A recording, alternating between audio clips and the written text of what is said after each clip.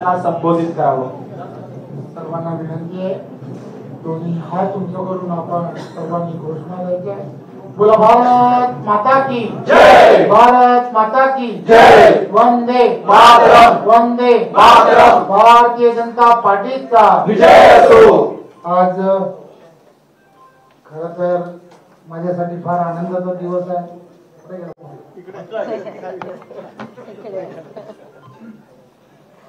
गेली अनेक वर्ष त्याला रोज मैत्रीमध्ये ये बाबा लवकर ये लवकर ये, वेळ आली नाही असं सांगत राहिला।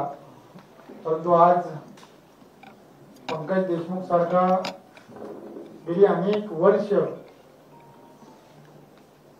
त्या पक्षामध्ये काम करणारा निष्ठावान असा कार्यकर्ता जो आज भारतीय जनता पार्टी पक्षामध्ये त्यांनी प्रवेश केला।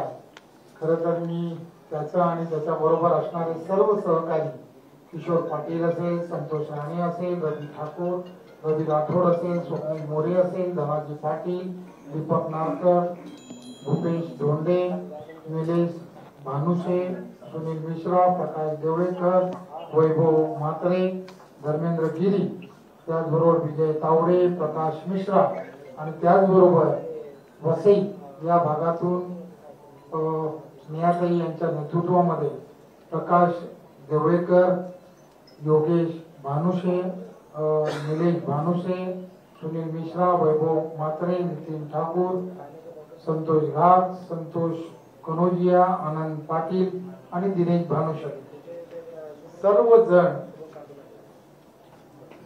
उभाटा त्या पक्षामधील असणारे सर्व विविध पदांवरती वर्षानुवर्ष काम करणारे असे हे कार्यकर्ते यांनी सर्वांनी एकच ध्यास की वसई नालासोपारा या भागामध्ये सर्वांनी विकास झाला पाहिजे आणि आदरणीय पंतप्रधान नरेंद्र मोदीजी यांच्या नेतृत्वात आणि त्याचबरोबर महाराष्ट्राचे लोकप्रिय असे मुख्यमंत्री आदरणीय देवेंद्रजी यांच्या नेतृत्वामध्ये विश्वास ठेवून आज पक्षामध्ये प्रवेश केला। मी आपणा सर्वांना खात्री देतो की देवेंद्रजींच्या नेतृत्वामध्ये हा संपूर्ण भाग जो आहे तिथल्या असणाऱ्या छोट्या छोट्या समस्या एक संघटनात्मक दृष्ट्या आपण लोकांनी बऱ्याच वेळेला मांडण्याचा प्रयत्न केला।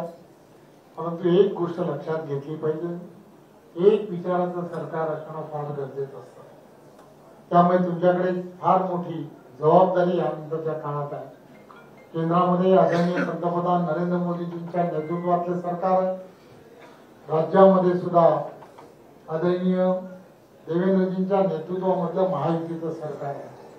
त्यामुळे या स्थानिक स्वराज्य संस्था महानगरपालिकेच्या ज्या निवडणुका आहेत, ज्या ताकदीने लोकसभेमध्ये आणि ज्या ताकदीने तुम्ही विधानसभेमध्ये जी ताकद दाखवली, जी एकजूट दाखवली, ती एकजूट महानगरपालिकेमध्ये सुद्धा येणाऱ्या काळात दाखवणं हे गरजेचं आहे। त्याचं कारण असं आहे की केंद्र आणि राज्याकडून जो विकास होत असतो तो खालीपर्यंत घेऊन जाणं ही जबाबदारी त्या स्थानिक स्वराज्य संस्थांची असते आणि त्या स्थानिक स्वराज्य संस्था योग्य विचाराच्या असणं हे अत्यंत गरजेचं आहे। आपण पाहिलं असेल की ज्या ठिकाणी योग्य विचाराचं असणारा स्थानिक स्वराज्यामध्ये सरकार राहिलं त्या ठिकाणचा सर्वांगीण विकास झाला।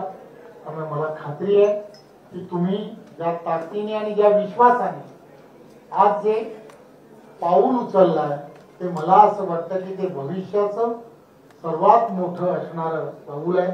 त्यामुळे तुम्ही आम्ही सर्वांनी मिळून त्या दिशेने येणाऱ्या काळात जाणं हेही गरजेचं आहे।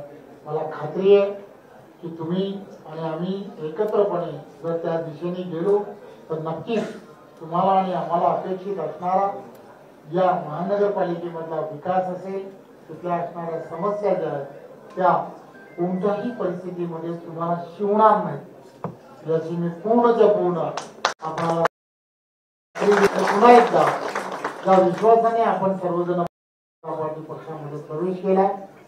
मी आपण बरोबर आहे, आपण सर्वजण मिळून देवेंद्रजींच्या नेतृत्वात 100% तिथे असणाऱ्या लोकांच्या ज्या मनात आहे ते कमळ उगवण्यासाठी तुम्ही आणि आम्ही सर्वांनी प्रयत्न करूया.